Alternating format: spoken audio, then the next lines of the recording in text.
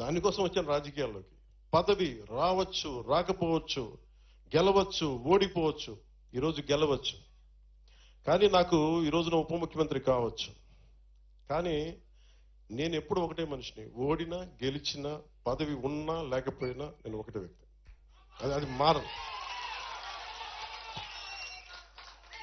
2014లో కూటమి గెలిచినప్పుడు నేనేం ఆశించలేదు. అందరి కోసం పనిచేసి పెట్టాను. రాష్ట్ర ప్రభుత్వం బాగుంటుంది, ప్రజలు బాగుంటారు అనుకున్నాను. ఆ తర్వాత వాళ్ళు మీకు పర్యావసనాలు తెలుసు. 2019లో ఒంటరిగా పోటీ చేశాం, నలిగాం, ముందుకెళ్ళాం, నిలబడ్డాం. 2024కి ఎలక్షన్ రిజల్ట్స్ వస్తా ఉన్నాయి. మీరు మాట్లాడుతున్న మైక్ ఇచ్చానా?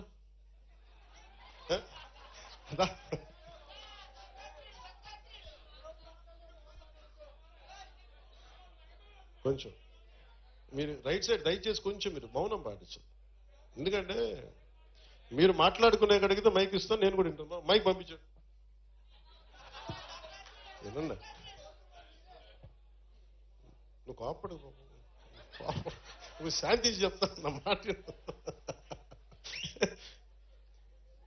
ఎంతసేపు గొడవలు పడతాం, ఎంతసేపు తిట్టుకుంటాం, ఎంతసేపు కొట్లాడుకుంటాం. అరే ప్రేమగా ఉండదు కొంతసేపు.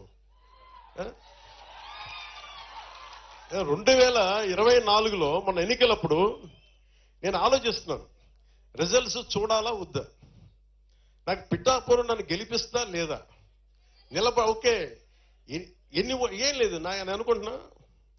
ఓడిపోయినప్పుడు నేను ఆ రోజు కూడా టీవీలు చూడలే. నేను ఒకటే పెట్టుకున్నా, నిజంగా ఇరిటేట్ చేస్తాను ఇక్కడ. ప్లీజ్ మీరు దయచేసి మీరే please I request you either you stay are leave. మీరే తప్పది మాట్లాడద్దు. ఎవరో తెలియదు నాకు. అక్కడ బయటికి వెళ్ళిపోండి ప్లీజ్.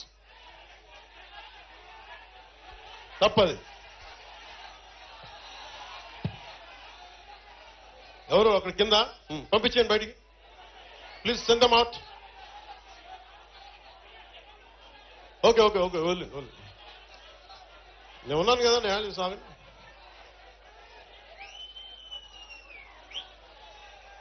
ఓకే దయచేసి కూర్చోండి.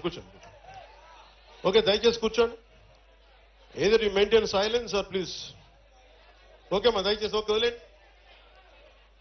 2000 నాకు రిజల్ట్స్ టీవీలో చూడాలా లేదా నేను కూర్చొని ఆలోచిస్తా ఉన్నా. నాకేమనిపించిందంటే కూటమి అఖండ మెజారిటీతో గెలవబోతున్నది నాకు అర్థమైంది, నాకు తెలుసు.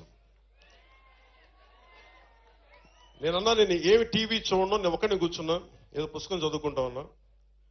ఎవరన్నా సరే వచ్చి నాకు చెప్పండి, మనం కూటమి గెలిచింది, జనసేన మొత్తం అన్ని స్థానాలు గెలిచింది, పవన్ కళ్యాణ్ పిఠాపురంలో గెలిచాడు. ఈరోజు ఇది చెప్పండి. నేను చూడలా.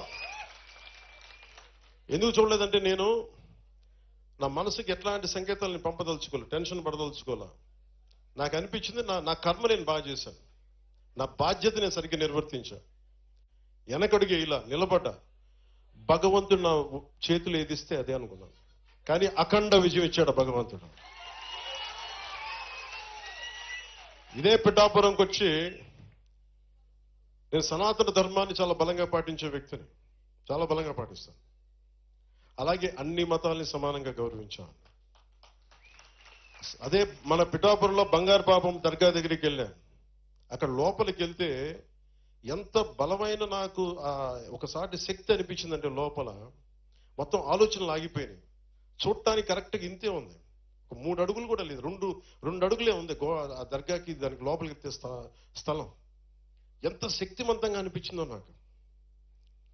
అలాగే నేను మన ఉప్పాడ యాత్ర మనకి మీటింగ్కి వెళ్తా ఉంటే ఒక తల్లి ఒక బైబుల్లోని ఒక సూక్తి మన ఒక పేజ్ చదువుతా ఉంటే, ప్రార్థన చదువుతా ఉంటే నేను కదిలిపోయాను. ఆ తల్లి పాదాలకి నమస్కారం పెట్టాను. అలాగా ఒక మతం కాదు, ఒక కులం కాదు, అందరూ కలిసి ఎంత ఘనమైన విజయాన్ని నాకు ఇచ్చినందుకు అలాంటి నాకంటే వయసులో పెద్దలందరికీ కూడా, నాకంటే వయసులో ఉన్న పెద్దలందరికీ కూడా నా పాదాభివందనాలు. అంత గొప్పగా దీవించారు.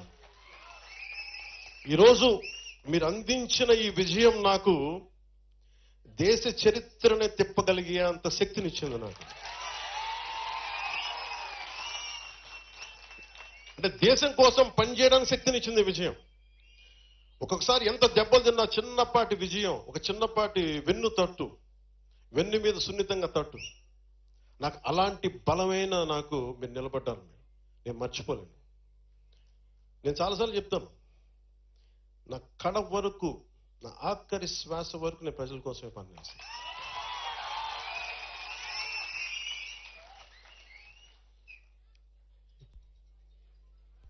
నేను అలాగే అయిపోగానే వచ్చేద్దాం అనుకున్నాను. లోపల ఉబలాటం వచ్చింది, సంతోషం వచ్చింది, చెప్పుకుందాం, పంచుకుందాం, తిరిగేద్దాం, చేతులు ఊపేద్దాం, అందరికీ మన గజమాలలో వేస్తారంటే వేయించుకుందాం అనుకున్నాను.